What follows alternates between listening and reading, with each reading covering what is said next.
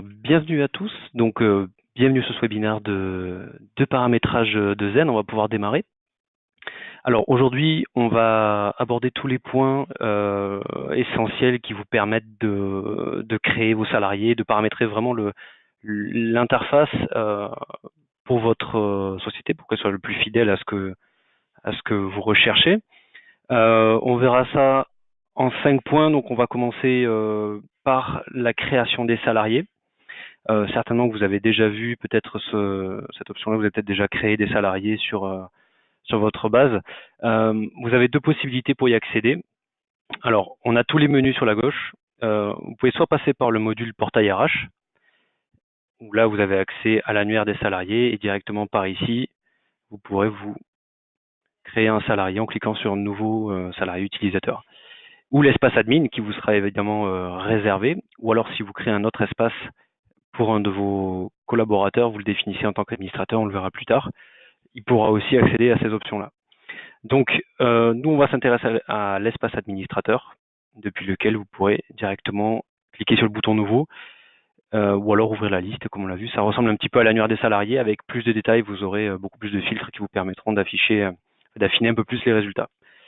Donc, pour créer un nouveau salarié, on clique sur ce bouton en haut à droite. Je fais juste une petite parenthèse. Si vous avez des questions durant le webinaire, si vraiment elles sont urgentes, n'hésitez pas à me les poser. Sinon, je vous invite à les conserver précieusement pour la fin du webinaire. On aura une dizaine de minutes environ, 10-15 minutes en fonction du temps. Je répondrai à toutes vos questions.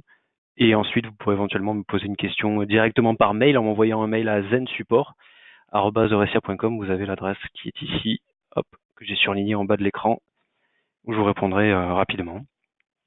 Donc, je reprends juste la partie création. Donc, vous avez tous les modules que vous pouvez sélectionner. Donc, vous pouvez avoir un salarié pour lequel vous ne voulez par exemple que les congés absence. Il vous suffit de sélectionner uniquement que ce module-là. Vous voyez ici, vous avez un bouton Gérer onboarding. Le onboarding, c'est une fonctionnalité qu'on a mis récemment en place qui vous permet de créer un salarié qui n'est pas encore comptabilisé dans les effectifs de la société. Par exemple, vous avez fait passer un entretien.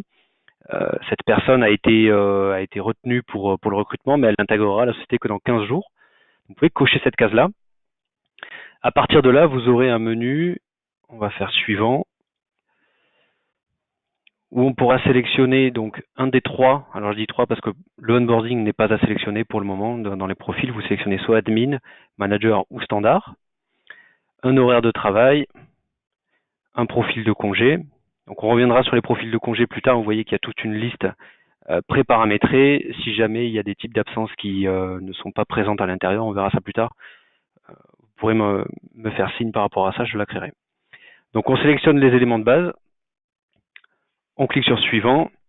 Ici, on a un menu assez restreint dans lequel on va juste mettre des informations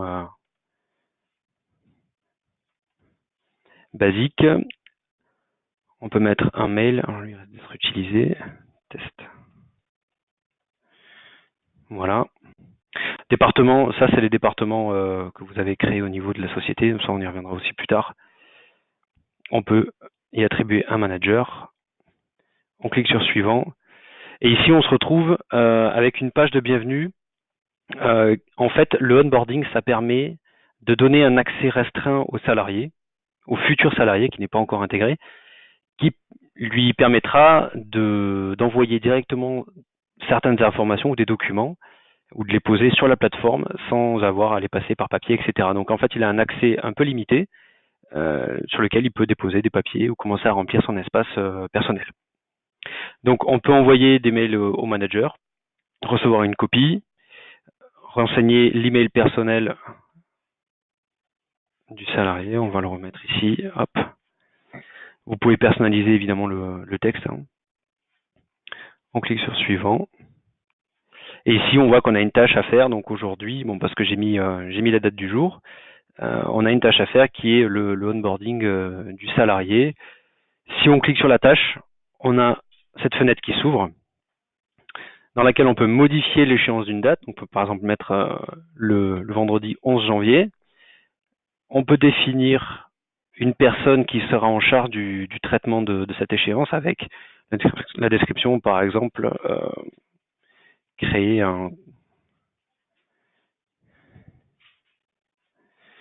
les compteurs de congés. Donc on peut dire, ben voilà, Madame Aguet sera en charge de la création des compteurs de ce salarié qui n'est pas encore présent. Comme ça, dès qu'il arrivera, il aura déjà ses compteurs. Ça peut être un exemple. On peut déplacer dans les en cours. Donc vous voyez, on va déplacer. Derrière, on a les 3 étapes qu'on a à faire en cours et terminé. On peut enregistrer ou autre action et on peut la déplacer dans terminé. Si jamais cette tâche a été faite, donc là je la mets dans en cours et on voit que la petite vignette a été déplacée au milieu. On a bien la photo de la personne qui est en charge de la tâche et ainsi de suite. On peut ensuite passer la charge sur terminé. Lorsqu'on a terminé le remplir les tâches, on peut cliquer sur lancer onboarding et fermer. Et on retrouve notre salarié en bas, ici, dans la liste. Donc vous voyez sur la droite, on a un petit plus. Là, donc on peut également compléter des informations supplémentaires ici. On a également donc le onboarding, on peut recliquer dessus et on retombe sur le menu sur lequel on était à la base. Et on peut rentrer sur les étapes et déplacer dans terminé.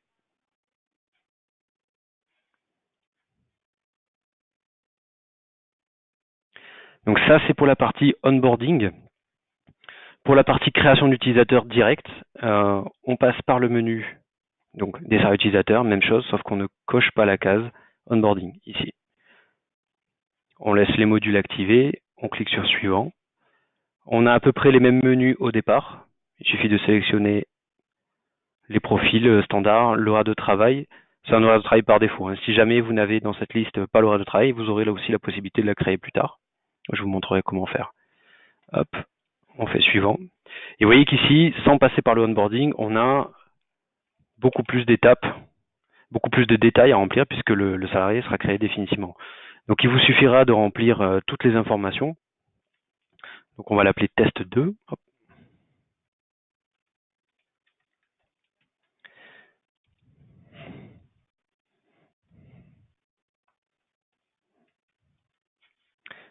Le numéro de sécurité sociale. Hop. Voilà, donc ça, ces champs-là sont obligatoires. Vous pouvez terminer l'enregistrement quasiment en ne remplissant que ces données-là si jamais vous souhaitez les remplir plus tard. Donc ça sont des informations personnelles. Vous avez des coordonnées personnelles aussi sur des réseaux, adresse, téléphone, date de naissance, situation, si jamais vous souhaitez les remplir, le nombre d'enfants à charge ou de personnes à charge, des éléments de rémunération, le type de contrat. Vous pouvez mettre une date de début. Éventuellement plus tard, vous pouvez mettre une date de fin. Si jamais c'est par exemple un CDD, vous connaissez la date de départ. Le fait de mettre une date de fin permettra de bloquer les accès aux salariés. Donc, par exemple, vous avez un CDD qui termine demain, le 11. Si vous avez renseigné la date de fin de contrat, automatiquement, à partir de demain, le salarié n'aura plus accès à la plateforme. Ça coupera les accès immédiatement. Donc, ça peut vous permettre d'anticiper ce genre de départ. Vous pouvez renseigner les contrats de travail. Donc, date de fin, motif de fin de contrat si besoin. Ici, vous avez les circuits de validation. Les circuits de validation sont définis en fonction du manager, donc qu'on peut définir ici, modifier le manager N+1. Donc on le voit, la validation de tous les modules, niveau 1, ce sera le manager défini dans la fiche du salarié qui validera tous les modules, donc les congés, les notes de frais, les feuilles de temps. Donc tout ça, c'est une personne qui les recevra. Le remboursement des notes de frais sera effectué par le responsable de société, que l'on verra juste après, comment le définir. Vous verrez comment le créer, c'est très rapide. Vous pouvez mettre un nom de fonction, un matricule, sélectionner le département, le manager. Après, c'est modifiable. Tout ce que vous saisissez ici n'a rien de définitif. Si vous vous trompez, ce n'est pas grave, vous pourrez tout à fait le modifier. Vous avez une partie analytique. Donc, si vous gérez tout ce qui est axe analytique sur Zen, vous avez créé des comptes, etc., vous pouvez attribuer ou restreindre les droits de visibilité pour certains salariés. Donc là, on a tous les comptes de l'axe client qui sont visibles. On peut très bien les rendre invisibles en cliquant sur la petite flèche pour tous les rabattre et en sélectionner que quelques-uns pour les basculer sur la droite. Ici, filtre catégorie, vous aurez la possibilité de rattacher des éléments comme des bulletins de salaire. Ça, on verra aussi comment les importer en masse. Ça peut être fait très rapidement. Et puis d'autres données comme des coefficients, contrats de travail, des abonnements, cartes de transport, qui peuvent être récupérés dans des éléments variables de paye pour être exportés sous fichier Excel après. Ici, on reprend les éléments qu'on a sélectionnés tout au début, donc le profil de congé, modifiable hein, évidemment, l'éligibilité au titre restaurant. Donc les titres restaurants sont calculés sur la base du nombre de jours ouvrés par mois. Si vous gérez les notes de frais, certaines notes de frais comme les repas de midi, etc., peuvent déduire des titres restaurants. Les absences peuvent aussi déduire des titres restaurants. Ça, c'est paramétrable, on pourra le voir plus tard. Une devise par défaut, en général, on met euros euh, pour tout ce qui est gestion des notes de frais. Toujours pour la partie notes, si vous avez des cartes société, ça peut être intéressant ici de venir créer une nouvelle carte en cliquant sur le bouton plus, en cochant cette case-là. Carte société, vous mettez un libellé par exemple carte pro, un numéro de carte. Donc, à savoir que là, vous voyez, les numéros se mettent en clair. Dès que j'enregistrerai ma page, automatiquement, pour des raisons de confidentialité, les 12 premiers numéros, enfin les 12 derniers numéros, les 12 premiers, viendront être grisés ou apparaîtront avec des étoiles. Donc, le fait de saisir une carte pro et de cocher carte société, ce qui est le plus important dans ce paramétrage-là, ça permet de retrouver dans les notes de frais ce mode de paiement. Et le fait de sélectionner carte pro va mettre les montants à rembourser à zéro sur les dépenses. Donc, si vous avez des frais kilométriques, des repas, peu importe, que vous avez payé une carte pro, vous sélectionnez carte pro. Donc la dépense sera bien créée, elle sera bien enregistrée, mais le montant à rembourser sera à zéro. Donc ça peut être intéressant si vous gérez ce type de carte. Ici l'interface graphique, bon, vous pouvez rajouter une photo pour le collaborateur, lui mettre une couleur si jamais vous savez qu'il aime peut-être le rose, le rouge, peu importe. Il pourra le modifier de toute façon par la suite. Sur la droite, vous avez le format iCal. Alors le format iCal, c'est le format iCalendar, c'est un format qui est commun, qui est générique en fait pour quasiment toutes les boîtes mail, normalement s'y adapte. Ça permet de retrouver, d'avoir une synchronisation avec ses congés.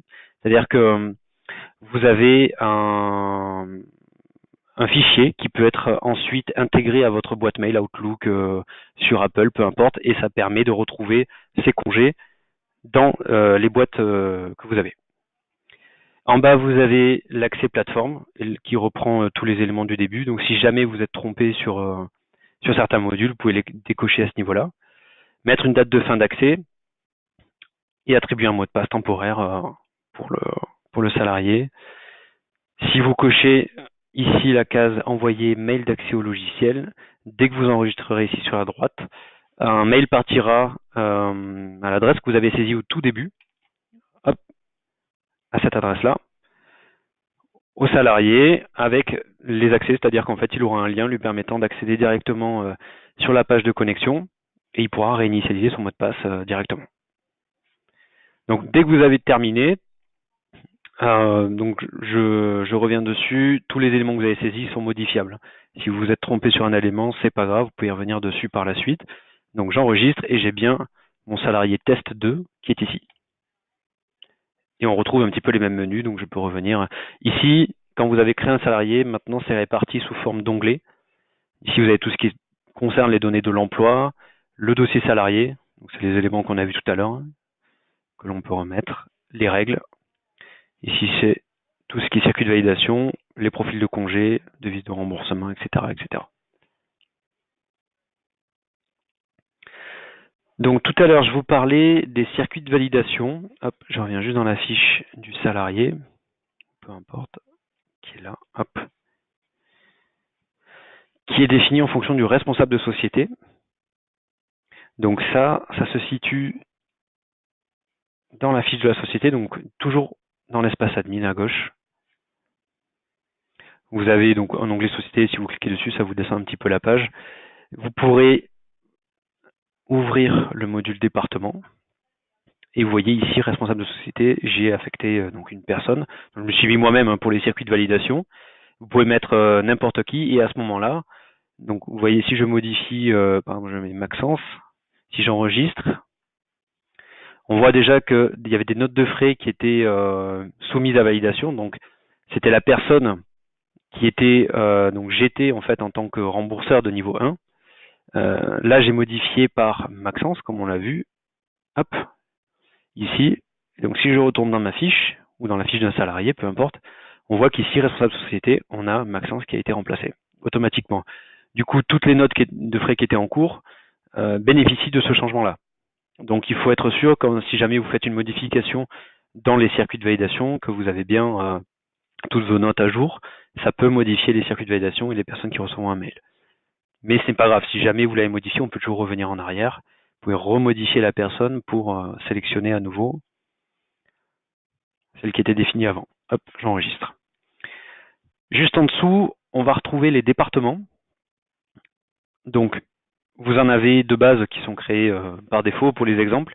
Vous pouvez en rajouter, en supprimer. Donc, vous avez des petites options, les 3 petits points, qui vous permettent de déplacer les éléments, d'ajouter une nouvelle ligne, si jamais vous en avez besoin. Hop, je ferme ça. Voilà.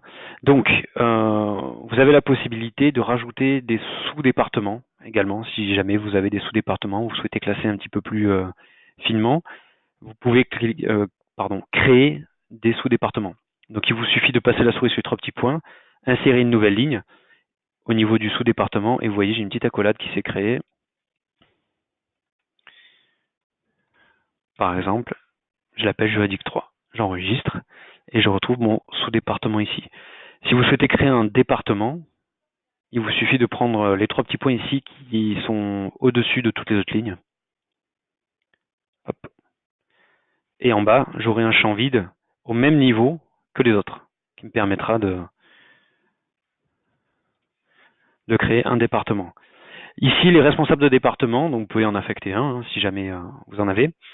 On le verra plus tard, ça permet de faire ensuite des extractions au niveau des feuilles de temps, par exemple, en sélectionnant un responsable de département ou en visualisant quelle est la personne qui est responsable de département. Ça peut être utile aussi dans je vous montre, dans la liste des salariés.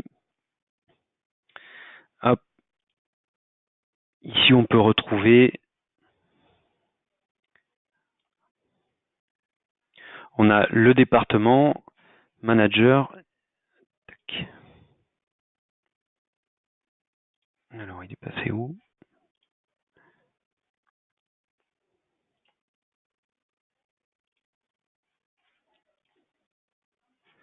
Il est là.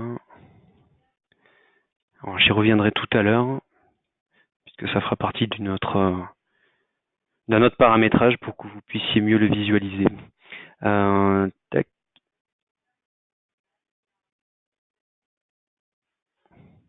Je vous le montrerai, j'y reviendrai tout à l'heure. Ce sera plus visuel. Donc, pour terminer avec ça, donc si jamais vous souhaitez déplacer par exemple le nouveau département que vous avez créé, vous pouvez cliquer sur à gauche pour le mettre au même niveau que juridique 2. Voilà. Ça, ce sont les petits éléments que vous pouvez modifier, le monter, etc., etc. Vous avez d'autres onglets pour la personnalisation du design. Ici, donc là, c'est pour paramétrer les textes sur l'accueil du logiciel, mettre un logo, etc. Un téléphone. Donc ici, si jamais, ça c'est pour vos collaborateurs s'ils souhaitent vous contacter. Vous pouvez mettre un numéro qui apparaît en bas à droite, en fait, ici, qui est récupéré. Même chose pour l'adresse mail, elle est récupérée en bas à droite. Donc c'est ici que vous allez vraiment paramétrer. Vous voyez toute l'interface, j'ai mon logo en haut à gauche qui est ici. La couleur que j'ai sélectionnée qui se met aux alentours, enfin, sur les tours pardon, du logiciel. Et la photo d'accueil avec le titre et le message. Si je reviens sur l'accueil, on a bien ici le petit message Zen, le titre et ma photo. Donc tout ça, vous pouvez le paramétrer comme vous le souhaitez. Alors maintenant qu'on a vu tout ce qui était paramétrage salarié, département, on va regarder comment configurer les congés. Donc on a vu tout à l'heure, quand on crée un salarié, même que ce soit autre que la création, ça peut être la modification, on a des profils congés qui sont prédéfinis ici. Si jamais vous avez un profil de congé ou une absence qui n'est pas présente dans les listes, donc par exemple, pour gérer tout ça, on retourne toujours dans l'espace admin et on va dans congé absence. Ici, vous allez avoir un bloc type de congé absence, ouvrir, et vous pourrez sélectionner toutes les absences que vous souhaitez utiliser. Donc, si vous avez toutes ces absences-là que vous n'utilisez pas, il vous suffit de les décocher, elles n'apparaîtront plus nulle part. Si vous avez non pas 25 congés payés, mais 27 à l'année, il vous suffira de me faire un mail à zensupport@oresia.com en me demandant de créer un type d'absence avec une acquisition de 27 jours par an. Donc, je pourrais le faire de mon côté rapidement. Et je créerai en parallèle un profil de congé sur lequel j'affecterai ces congés-là pour que vous puissiez les utiliser rapidement. Idem pour des RTT ou pour du télétravail ou pour n'importe quel type d'absence. Si vous avez vraiment un type d'absence qui n'apparaît pas ici, surtout n'hésitez pas à m'écrire, je le ferai rapidement. Donc, ce qu'il faut retenir au niveau des types de congés, vous pouvez les activer ou les désactiver et modifier le profil de congé associé aux salariés. Donc, les profils de congés, ce sont par exemple, si vous avez 25 congés payés plus 10 RTT. Hop. Ici, on a, par exemple, celui-ci. Vous aurez évidemment les 25 jours de congés qui vont s'incrémenter chaque mois. 10 RTT plus tout un autre type d'absence, les maladies, etc., qui sont aussi disponibles, mais qui ne sont disponibles que surtout par les administrateurs. Par exemple, la maladie, c'est quelque chose que soit un manager ou un admin peut utiliser. Donc, n'hésitez pas à revenir vers moi si jamais vous avez besoin de ça. Ensuite, au niveau des temps et activités, pour ce module-là, vous avez la possibilité de définir des contrats de travail. Ici, donc on l'a vu brièvement tout à l'heure, un statut professionnel, un type de contrat en heures ou en jours. Donc, si vous sélectionnez forfait jour, que vous avez par exemple 218 jours, on peut mettre par exemple un temps plein ici à 100%, on enregistre et on verra que, hop, je ne vais pas l'archiver.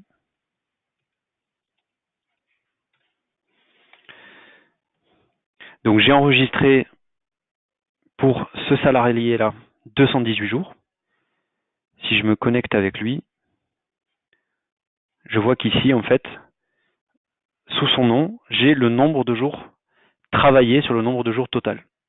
Donc ça peut être une bonne indication, vous voyez le nombre de jours qui vous reste à travailler ou ce que vous avez travaillé durant l'année. Donc là, je me suis connecté en tant qu'un salarié pour vous montrer un petit peu ce que ça donnait.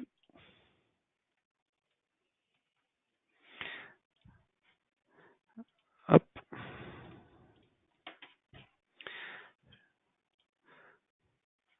Donc, je reviens sur la fiche d'un salarié, donc pour paramétrer les temps. En fait, au niveau du paramétrage des temps, vous n'avez dans la fiche du salarié, vous avez tout ce qui est forfait jour, le nombre de jours par an, le type d'activité et le pourcentage d'activité. Si par exemple vous avez un salarié qui a un profil de congé avec 25 RTT, ou pardon, 25 congés et 10 RTT, et que vous lui mettez un pourcentage d'activité ici, à ce moment-là, les RTT seront proratisés par rapport à son pourcentage d'activité. Donc si vous avez 10 RTT et que vous mettez un pourcentage à 50, à ce niveau-là, et que le salarié a un profil de congé avec 10 RTT, il n'aura que 5 RTT. Vous verrez une incrémentation proratisée chaque mois. Toujours au niveau des congés, on a les calendriers des jours fériés. Donc par défaut, vous avez un calendrier en général qui est affecté, qui est celui-ci, calendrier France, dans lequel vous voyez, vous avez toute une liste de jours fériés. Et vous avez pour certains des années.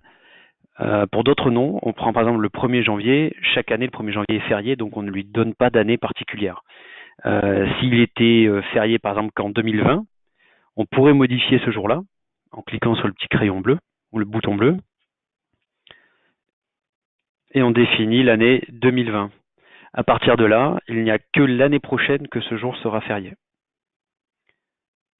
Donc vous pouvez anticiper, éventuellement créer le 1er janvier ou un autre jour. Si vous souhaitez que le 2 janvier 2021 soit férié, vous pouvez créer une entrée en cliquant sur le petit bouton ici. Hop, je mets le 2 janvier 2021. J'enregistre. Et à ce moment-là, mon 2 janvier 2021 sera férié. Donc, si vous avez des jours fériés en trop, vous pouvez supprimer les éléments sur la droite en cliquant sur la croix. Voilà, au fur et à mesure. Vous pouvez en créer un nouveau, créer un élément qui a exactement la même fonctionnalité, hop, que la petite touche grise ici, le petit bouton gris sur la gauche.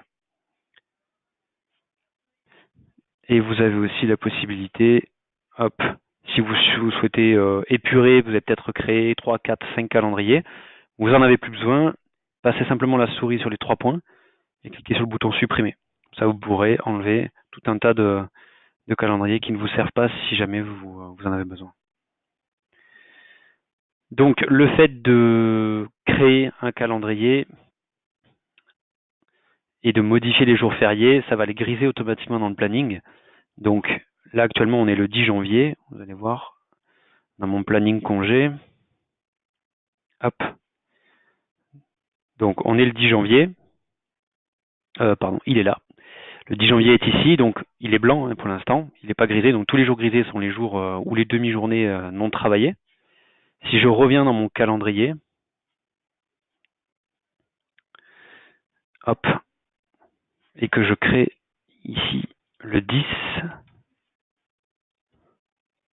2019, donc j'ai bien mon jour férié qui a été créé toute la journée. Je peux revenir sur mon planning congé. Je vois qu'ici, alors vous voyez que pour tout le monde, c'est le cas puisque tout le monde est affecté sur ce planning, sur ce calendrier de jours fériés. Vous pouvez le modifier directement dans la fiche du salarié. Hop, paramètres généraux. Tac.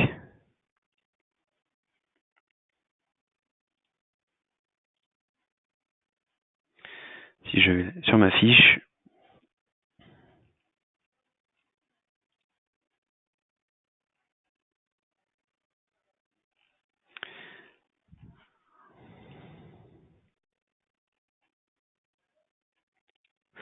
donc on peut sélectionner le calendrier que l'on veut. Donc vous voyez là on a toute la liste des calendriers qui sont créés sur Zen.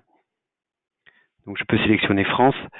Si vous n'avez rien de sélectionné à ce niveau-là, automatiquement le logiciel ira chercher par défaut les paramètres qui ont été définis sur la fiche de la société. Quand on est dans l'espace administrateur, on a la possibilité d'accéder à un onglet paramétrage en haut. Donc là, tout à l'heure, on était là. Hein. Vous vous souvenez, on était dans les départements, personnalisation du design, et là, on a l'onglet paramétrage. Ici, on a des paramètres par défaut.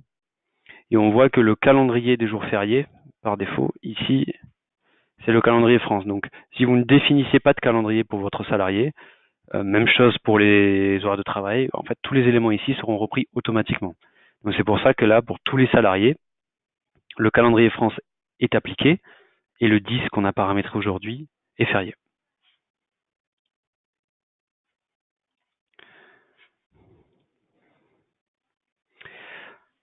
On va voir maintenant les horaires de travail.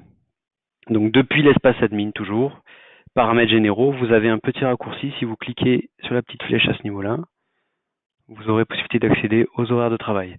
Vous avez toute une liste, sauf celles qui sont créées en bas éventuellement. En général, elles s'arrêtent à peu près en bas ici. Toute cette petite liste-là est pré-paramétrée. Donc vous pouvez soit la modifier si jamais vous avez par exemple qu'une demi-journée à modifier, que le 28h 80% vendredi repos vous convient. Il vous suffit d'ouvrir l'horaire de travail et là vous pourrez venir modifier si vous souhaitez que ce soit pas le vendredi mais le jeudi de repos par exemple. On peut venir cocher ou décocher les journées ou demi-journées travaillées. Donc là on voit que maintenant c'est plus le jeudi mais c'est le vendredi qui sera travaillé.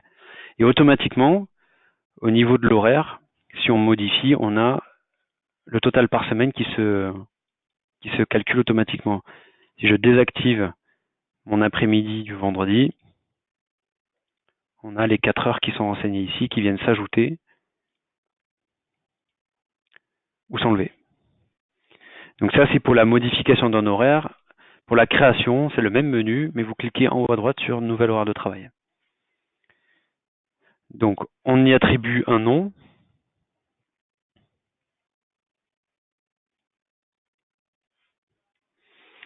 Vous voyez ici, on a la possibilité de cocher la case horaire cyclique. Donc si jamais vous avez un salarié qui travaille sur 2 semaines, par exemple, donc on peut cocher cette case-là.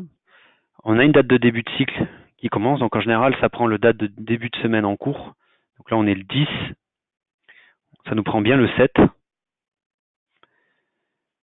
avec le nombre de jours de cycle. Donc là on a 14. Si je mets un cycle à 21 jours, que j'appuie sur tabulation, hop, on a automatiquement les autres lignes qui se sont rajoutées en bas. Et à partir de là, vous pourrez définir sur votre cycle quels sont les jours travaillés et les jours non travaillés, ainsi que les horaires. Vous avez une case journée type. Cette journée type ici, en fait, cette case-là vient récupérer les informations de ce champ ici et de celui-ci. Donc, si je modifie, par exemple, 8h par 8h30 ici, et que j'ai que des journées types cochées, on voit que, automatiquement, toutes les journées ont pris le nouveau paramètre. Si je décoche 2 cases, que je viens mettre 9h30, on voit que toutes les cases ayant journée type cochée sont modifiées, sauf les mardis et mercredis. Sur la droite, vous avez la gestion des jours repos ouvrés ouvrables. Je vous conseille de laisser toujours le dimanche repos, bon, sauf évidemment si vous avez des salariés qui travaillent le dimanche. Vous pouvez le laisser en jour ouvré ou ouvrable selon les besoins. Mais de manière générale, si ce n'est pas le cas, laissez le dimanche en jour de repos.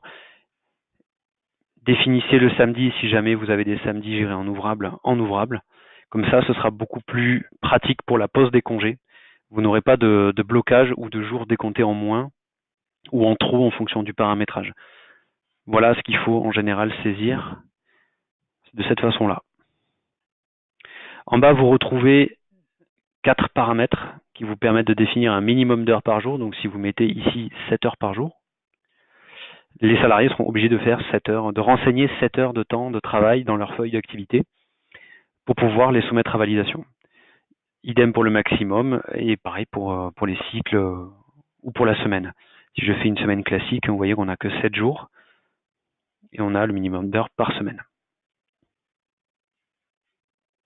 Quand vous avez terminé le paramétrage, vous pouvez cliquer sur enregistrer et vous retrouverez ensuite, donc là si on a bien mis horaire zen, si je clique sur enregistrer, que je vais par exemple dans ma fiche salarié,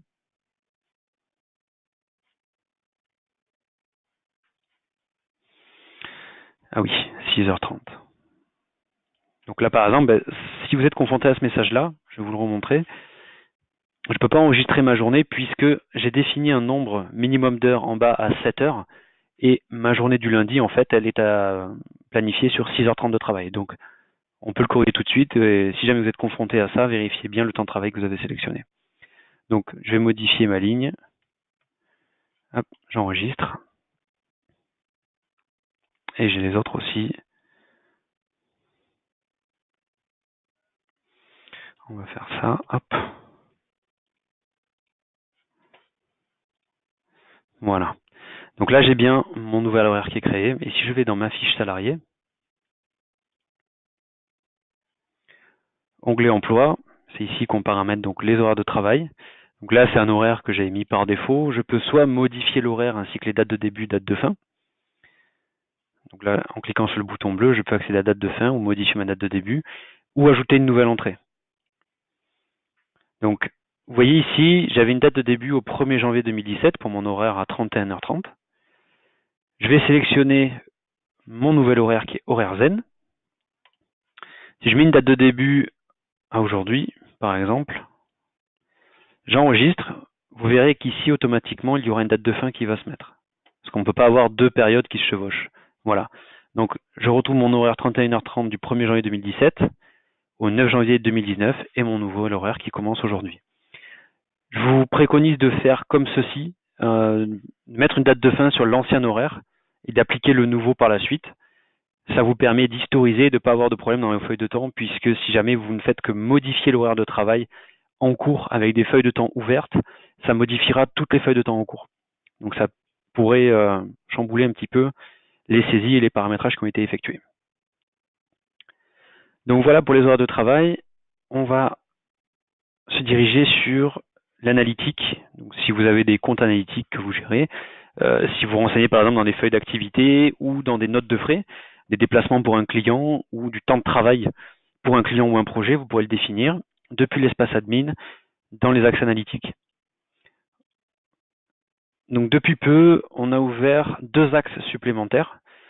Donc vous pouvez créer un axe. Donc là, j'ai pas le bouton créer puisque j'en ai déjà 2 qui sont existants. Je peux supprimer mon axe tâche par exemple pour vous montrer. Voilà. Et maintenant sur la droite, vous avez la possibilité de créer un nouvel axe d'analyse et ensuite de rentrer des comptes à l'intérieur. Donc on va voir sur mon axe client, j'ouvre mon axe et j'ai tous mes comptes à l'intérieur.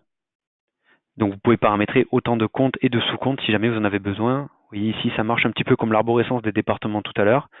On peut créer des comptes, etc., etc. Donc là, j'en ai créé un petit peu pour l'exemple. Et tous ces éléments-là, vous pourrez les retrouver après en saisie dans les notes de frais ou dans vos feuilles de temps. Donc, si vous souhaitez créer un compte, pareil, vous avez les 3 petits points qui sont tout en haut. Donc là, vous allez créer un compte au même niveau que ceux qui sont ici. Insérer une nouvelle ligne et je le retrouve en bas.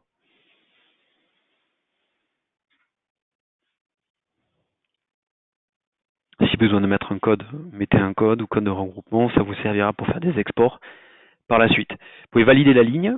Ici, j'ai validé ma petite ligne. J'enregistre. Et ici, je peux toujours revenir en modification ou entrer directement sur mon compte. En fait, là, vous renseignez le compte, on va dire général, l'information générale. Puis, vous pouvez entrer en détail, donc afficher le détail. Remodifier le nom du compte si besoin. Là, il y a un code qui s'est affecté automatiquement. Et ici, vous avez des infos, le coût de revient journalier, le prix de vente journalier, la charge prévisionnelle et le budget prévisionnel. Toutes ces informations-là, en fonction de ce que vous saisissez dans les feuilles d'activité, pourront être répertoriées dans le module temps et activité, analyse des temps. Donc, on le verra juste après. Donc ça, c'est pour la création des comptes, la création, l'affectation des budgets, la modification de l'axe. Ici, on est sur l'axe client. Vous voyez, je rentre sur l'axe projet. J'ai aussi mon compte. Donc on a 2 onglets en haut, on a le général et compte. Les comptes, c'est ce qu'on a vu juste avant, tout ce qu'on peut créer comme compte et sous-compte. L'onglet général, c'est la description de l'axe. Donc si je mets projet Zen, je fais enregistrer retour, on voit qu'ici ça a été modifié projet Zen. Je réouvre, je peux l'activer, le désactiver. Et vous pouvez rendre obligatoire les saisies aussi au niveau des temps et activités de frais. Donc c'est-à-dire que si cet axe-là a été rendu obligatoire, dans les notes de frais, les salariés seront obligés de renseigner cet axe-là, quoi qu'il arrive. Donc ça, c'est pour tout ce qui est gestion analytique. Vous pouvez faire un export de tous vos axes sur votre droite pour retrouver la liste de tout ce que vous avez créé. Et créer un nouvel axe ici, comme on l'a vu tout à l'heure, celui que j'ai supprimé. Tac.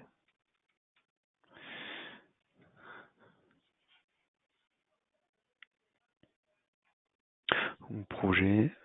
Je ne sais pas si c'est celui-là que j'avais fait. Hop. Enregistrer retour. Et on a projet 2 qui est créé. Donc vous en avez 3 et vous pouvez paramétrer. Donc ensuite, je vais vous montrer un petit peu dans une feuille de temps. On peut retrouver ça. Je vais aller voir mes feuilles directement, pour exemple. Donc là, on voit qu'on a, là j'ai 2 comptes analytiques par exemple. Puisque j'ai une visibilité restreinte sur 2 comptes analytiques, je peux voir sur, hop, lui, comme ça. Ah oui, parce qu'on n'a pas de compte dans le 3e. Alors, je reviens juste vous montrer.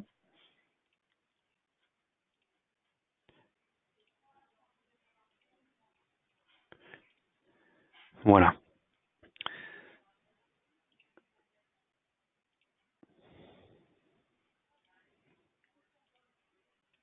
Ici, donc là on voit bien les 3 axes. Parce que je n'avais pas créé de compte dans le dernier, c'est pour ça qu'il ne s'affichait pas. Donc, j'ai par exemple travaillé 5 heures sur mon projet Airbus client phase 2, puis sur cet axe-là, sur la tâche le client 350, et mon projet Zen, c'est un exemple, hein. Donc vous pouvez filtrer et afficher plusieurs comptes analytiques et vos axes analytiques à ce niveau-là. Donc on retrouve bien par exemple tous les sous-comptes, hein, que l'on a créés. C'était celui-ci, vous voyez tout à l'heure, j'avais ouvert l'arborescence de tous les sous-comptes que j'avais créés, vous pouvez les retrouver là. Donc ça vous permet quand même de filtrer, d'afficher pas mal de données à l'écran. Même chose pour les notes de frais. Hop.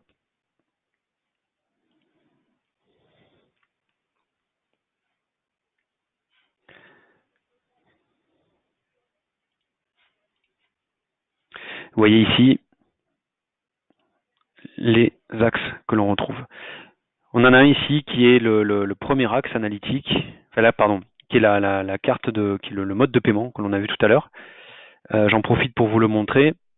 Ici, j'ai un mode de paiement perso, donc j'ai payé avec ma carte bancaire, ou peu importe, hein, avec tout autre moyen de paiement personnel.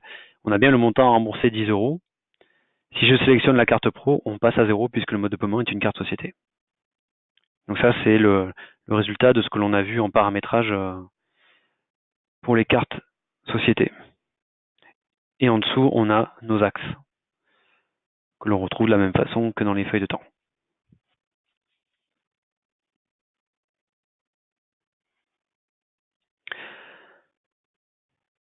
Donc, après avoir créé tout ce qui est horaire de travail, sélectionné les congés, les salariés, créé les salariés, etc., les interfaces, vous pourrez passer en général tout ce qui est initialisation des compteurs de congés, éventuellement importer les bulletins de salaire. Je vais vous montrer, concernant l'import des bulletins de salaire, il y a une spécificité liée à cette fonctionnalité. Donc, on le retrouve dans la préparation de la paye, sur le menu de gauche, préparation paye, import des bulletins de salaire. À ce niveau-là, vous pourrez donc cliquer sur le bouton plus pour importer un fichier. Donc, on va mettre paye décembre ou on va faire janvier. Hop. Donc, vous voyez ici, il s'est positionné automatiquement sur le mois en cours. Hein. Janvier. Donc, on sélectionne le mois. Si c'est décembre, on peut très bien faire un import rétroactif. Hein. On peut très bien importer les données de décembre, voire d'octobre, septembre et des années précédentes. Ce n'est pas un souci. Ici, vous choisirez le fichier importé. Le fichier importé, c'est très important qu'il soit donc sous format zip, donc un fichier compressé. Donc, quand vous compressez un fichier, vous pouvez faire un clic droit sur le fichier qui est sur votre ordinateur. Vous regroupez tous les documents et vous faites envoyer vers un fichier compressé. Les documents, donc les bulletins de paye, doivent être au format PDF. Et il y a deux conditions qui sont obligatoires. Il faut que la version du fichier PDF soit au minimum en version 1.5. Donc ça, vous pouvez le retrouver dans les propriétés du document PDF. Je vais voir si j'ai pas un exemple à vous montrer. J'ai juste mis l'écran en pause, ne vous inquiétez pas, c'est normal.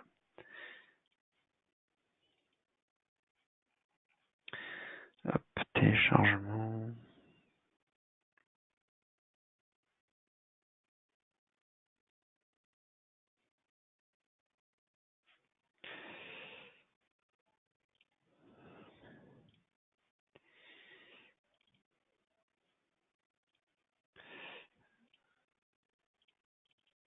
Hop, propriété. Voilà, je l'ai là, détail.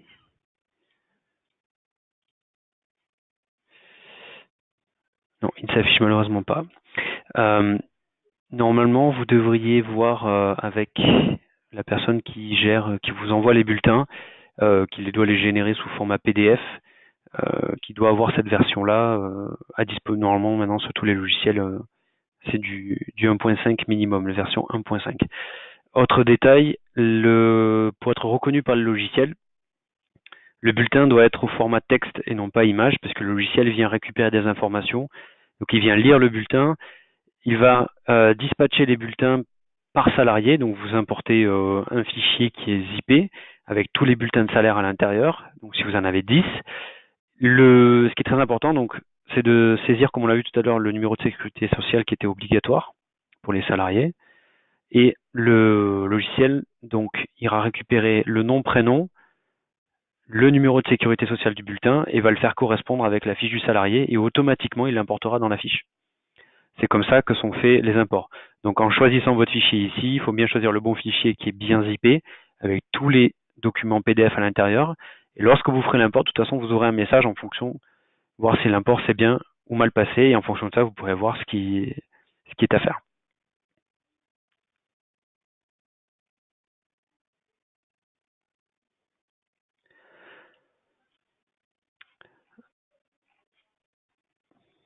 Alors, on a vu maintenant, donc les bulletins de salaire, on les a vus. On va voir les compteurs de congés. Maintenant, comment les initialiser. Vous avez deux possibilités de le faire. Quand vous sélectionnerez, ou si vous avez un nouveau type d'absence que je crée de mon côté, les compteurs de congés sont créés la nuit suivant la création ou la modification du profil du salarié. Si vous avez absolument besoin de ces compteurs-là, ou vous souhaitez créer un compteur directement, vous pouvez cliquer sur le bouton plus à droite dans la vue manager, ici module congé absence, compteur équipe, nouveau solde de congé. Ça vous permet de sélectionner un salarié, un type d'absence, une période, et de lui attribuer, par exemple, s'il a déjà fait l'acquisition de 15 jours de congé, lui attribuer 15 jours. Vous pouvez faire un commentaire, enfin vous devez mettre un commentaire de régularisation. On enregistre. Il l'a déjà. 2020. Aussi. 2013. Au moins, il est sûr qu'il ne l'a pas. Hop.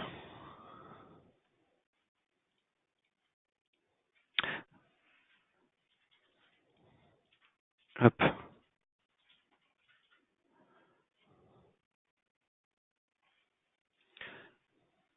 Il n'est pas passé.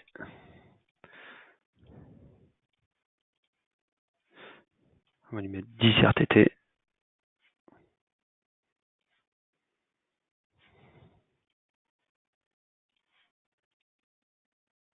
Il l'a aussi. Hop.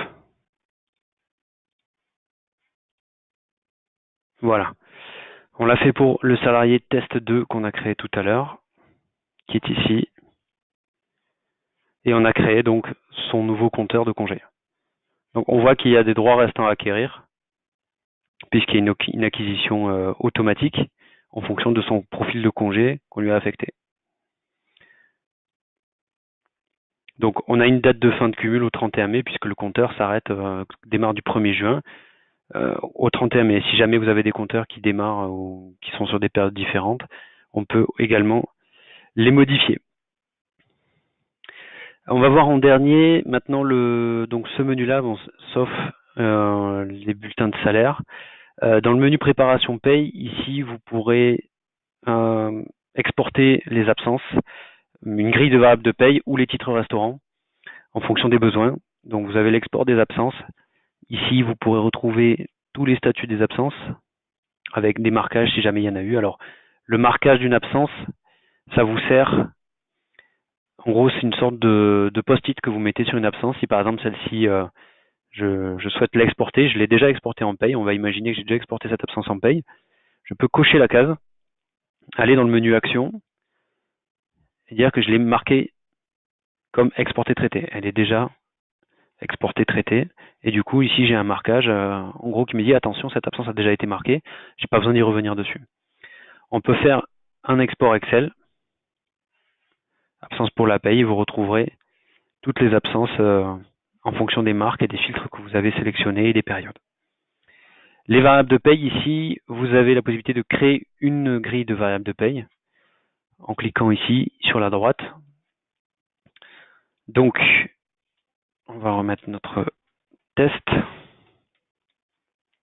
Vous pouvez mettre un département si vous souhaitez avoir une grille que pour un département. En général, les périodes, si vous utilisez les variables de paye. Donc, les variables de paye, je vais vous montrer ce que c'est. Hop, j'enregistre.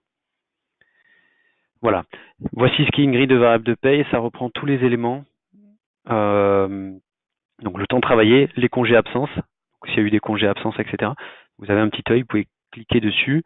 Donc ça, ce sont des congés qui apparaissent, donc ils apparaissent de 2018. C'est pour l'exemple, ce sont des des absences qui n'ont pas été encore exportées, qui sont toujours à régulariser. Donc on peut les exporter toujours et les envoyer sur un format Excel pour les retraiter derrière. Vous pouvez saisir des heures supplémentaires si besoin, des primes, des indemnités, des avances sur commission, etc., etc. Vous pouvez enregistrer et marquer les données. Le fait de marquer les données, elles ne pourront pas être modifiées par la suite si par exemple, disons que hop, on a cette personne-là, donc notre salarié, si j'avais posé le 10 janvier en tant qu'en congé, ici j'aurais un petit œil qui apparaîtrait avec le même type d'affichage que celui-ci, mais l'absence du 10 janvier. Si je marque les données et que je pose des absences par la suite, elles n'apparaîtront plus dans cette grille-là. Elles apparaîtront sur la grille du mois prochain en tant qu'absence à régulariser. Donc, si jamais vous marquez des données, après il n'y a rien de définitif, on peut toujours y revenir dessus. Mais voilà, si vous utilisez ce menu-là pour exporter toute une grille de paye, si je l'enregistre, que je fais retour, vous voyez ici, donc j'ai ma grille qui a été créée. Je peux y revenir dedans en cliquant dessus pour saisir des informations. Vous avez de toute façon ici toutes les données concernant votre grille.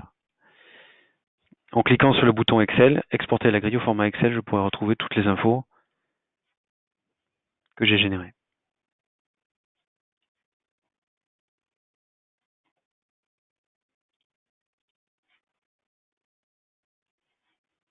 Voilà. Ici, j'ai ma grille avec tous mes éléments variables. Vous pouvez éventuellement y revenir dessus pour les modifier si besoin. Et les titres restaurants, donc, tout à l'heure, on a vu quand on crée un salarié qu'on pouvait cocher une case éligibilité au titre restaurant. Donc, ça va permettre de générer un fichier avec plus ou moins de salariés en fonction de ce que vous avez sélectionné. Là, pareil, il nous met sur la période du mois en cours. Si je clique sur le bouton commander, il me génère un fichier ici avec le nombre de titres restaurants. Et vous avez la méthode de calcul. Donc le calcul des titres restaurants prend en compte les jours ouvrés du 1er janvier au 31 janvier. Il déduit les congés et les dépenses du 1er décembre au 31/12. On a un décalage d'un mois. Donc s'il y a eu des absences ou des dépenses, ça peut être décalé d'un mois. Vous pouvez retravailler le fichier. Donc vous pouvez toujours télécharger le fichier à ce niveau-là. Le fichier de détail. Donc vous avez un premier onglet avec une synthèse globale, avec le nombre de titres restaurants attribués. Et en bas à gauche, vous avez un onglet détail qui vous permet de voir pour quelles raisons il y a des congés qui ont été déduits, enfin des titres restaurants, pardon. Si je décale un petit peu, on a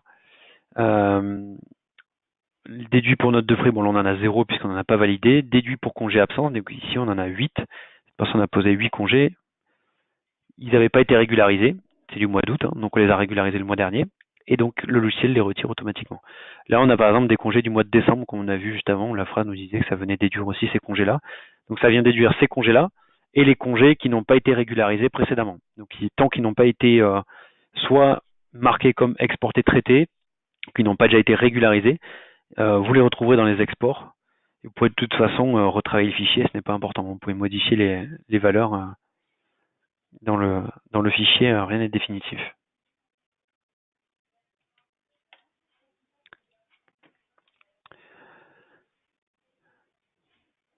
Voilà, donc on a terminé avec tout le paramétrage de la solution et les points clés qui peuvent vous être utiles. Est-ce que vous avez des questions? Si jamais on a quelques minutes encore, n'hésitez pas à me les poser directement dans la zone dédiée.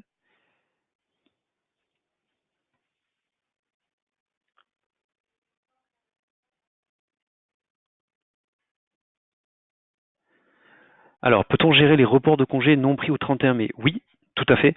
Vous avez une option dans le module congé absence, dans les compteurs. Alors, on va faire un test directement. Hop. On va prendre les compteurs de 2018. Par contre, il faut que le compteur, si vous souhaitez utiliser cette option-là, il faut que la date finale du compteur soit passée. Ou alors, il faudra intervenir directement sur le compteur. Donc, si vous souhaitez basculer des reliquats, alors, est-ce qu'on a une date de fin? Bon, on va prendre 2017, est-ce qu'on en a? bah voilà, par exemple, on a ce salarié-là qui a 2 jours de reliquat, en fait, qui n'a pas pris sur son compteur de 2017 de congés payés, mais on souhaite lui basculer sur le nouveau compteur. Donc, on peut faire aussi cette action en masse. Vous voyez ici, vous avez toujours un petit menu action qui vous permet soit de sélectionner tous les 9 éléments, donc ça vous coche toutes les cases, ou ensuite, vous pouvez sélectionner au cas par cas. Donc, on va sélectionner ce compteur-là en cochant la case. Menu action, basculer les reliquats. Donc là, j'ai la petite fenêtre qui s'ouvre, donc on peut éventuellement remodifier si on s'est trompé d'option précédemment, on peut les recocher ici, ce n'est pas un problème. Donc je sélectionne le type de congé de destination. Donc là, on est sur un type de congé, hop, on est sur les congés payés 25. Donc je viens sélectionner congé payé 25. L'année de destination, donc si je veux les basculer sur 2019, je sélectionne 2019. Ici, vous retrouvez un menu déroulant qui peut vous paraître bizarre si vous ne sélectionnez ne pas basculer. Ça ne concerne que les jours non travaillés. Ça, c'est uniquement dans le cas des temps partiels qui font l'acquisition d'autant de jours de congé que des temps pleins. Mais lorsqu'ils posent par exemple une semaine et qu'ils ne travaillent pas le vendredi est aussi décompté. En général, les jours non travaillés, qui sont compris dans ces compteurs de congé, ne sont pas basculés. C'est pour ça qu'on a l'option ne pas basculer. Donc vous pouvez cliquer dessus. Vous mettez un commentaire de régularisation. Donc, par exemple, bascule reliquat. Et vous avez le bouton de prévisualisation. Donc, ça vous permet avant de valider, de voir comment réagit le compteur. Donc ici, on a notre compteur de congé 2017, droits acquis non impactés puisqu'on n'a pas touché les droits acquis. Prix à ce jour, donc 8, ça passe à 10 puisque les 2 jours que l'on bascule sur le nouveau compteur sont considérés comme des droits pris. Donc on a 2 jours supplémentaires. Et ici, on a dans le compteur 2019, dans les droits acquis, on passe de 5,34 à 7,34. On applique et on voit que si on filtre sur 2019 pour Fabien,